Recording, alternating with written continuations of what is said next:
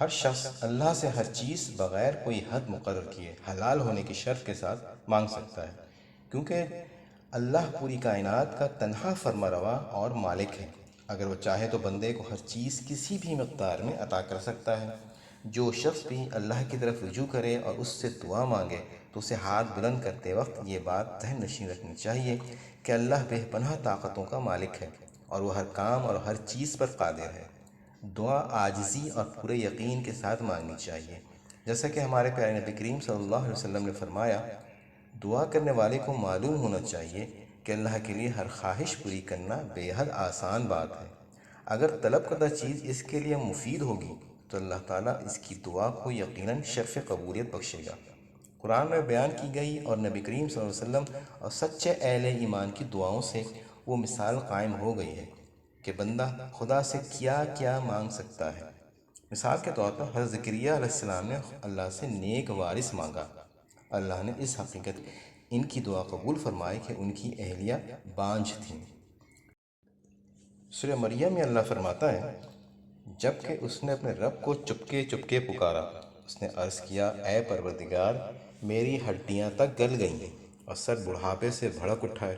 اے پروردگار، میں کبھی تجھ سے دعا مانگ کر نامراد نہیں رہا۔ مجھے اپنے پیچھے اپنے بھائی بندوں کی برائیوں کا خوف ہے اور میری بیوی بانجھ ہے۔ تو مجھے اپنے فضل خاص سے ایک وارث عطا کر دے جو میرا وارث بھی ہو اور آل یعقوب کی میراث بھی ہو، اور اے پروردگار اس کو ایک پسندیدہ انسان بنا۔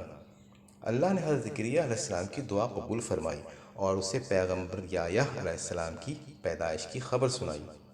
یہ بشارت سن کر حضرت زکریا کو بڑی حیرت ہوئی کیونکہ ان کی اہلیہ بانجھ تھیں۔ حضرت زکریا کی دعا کی قبولیت سے جو بات ثابت ہوتی ہے وہ ہر مومن کو ہمیشہ کے لیے ذہن نشین کر لینی چاہیے۔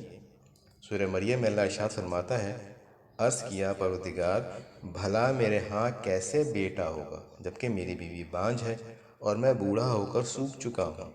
جواب ملا، ایسا ہی ہوگا، تیرا رب فرماتا ہے کہ یہ تو میرے لیے ایک ذرا سی بات ہے، آخر اس سے پہلے میں تجھے پیدا کر چکا ہوں جبکہ تو کوئی چیز نہیں تھا۔ قرآن مجید میں اور بھی کئی پیغمبروں کا ذکر آیا ہے جن کی دعائیں قبول ہوئی تھیں۔ مثلا حضرت نوح علیہ السلام نے اپنی قوم کے لیے عذاب بھیجنے کی استدعا کی تھی کیونکہ وہ لوگ ان کی زبردست تبلیغی مساعی کے باوجود گمراہ سے گمراہ تر ہو رہے تھے۔ حضرت ایوب علیہ السلام نے اپنی بیماری سے تنگ آ کر کہا کہ اے اللہ، مجھے بیماری لگ گئی ہے، تو ارحم الراحمین ہے۔ ان کی اس دعا کے جواب میں اللہ تعالیٰ سورہ انبیاء میں ارشاد فرماتا ہے، ہم نے اس کی دعا قبول کی اور جو تکلیف اسے تھی اس کو دور کر دیا، اور صرف اس کے اہل و عیال ہی اس کو نہیں دیے بلکہ ان کے ساتھ اتنے ہی اور بھی دیے، اپنی خاص رحمت کے طور پر اور اس لیے کہ ایک سبق ہو عبادت گزاروں کے لیے۔ اللہ تعالیٰ نے حضرت سلیمان علیہ السلام کی دعا بھی قبول فرمائی، جنہوں نے یہ دعا کی تھی کہ اے میرے رب، مجھے معاف کر دے اور مجھے وہ بادشاہی دے جو میرے بعد کسی کے لیے سزاوار نہ ہو، بے شک تو ہی اصل داتا ہے۔ چنانچہ اللہ رب العزت نے انہیں عظیم ترین سلطنت اور دولت عطا فرما دی۔ اس طرح جو لوگ دعا کریں، یہ آیت ان کے ذہن نشین رہنی چاہیے۔ سورہ یاسین میں اللہ ارشاد فرماتا ہے، وہ تو جب کسی چیز کا ارادہ کرتا ہے تو اس کا کام بس یہ ہے کہ اسے حکم دیتا ہے کہ ہو جا تو وہ ہو جاتی ہے۔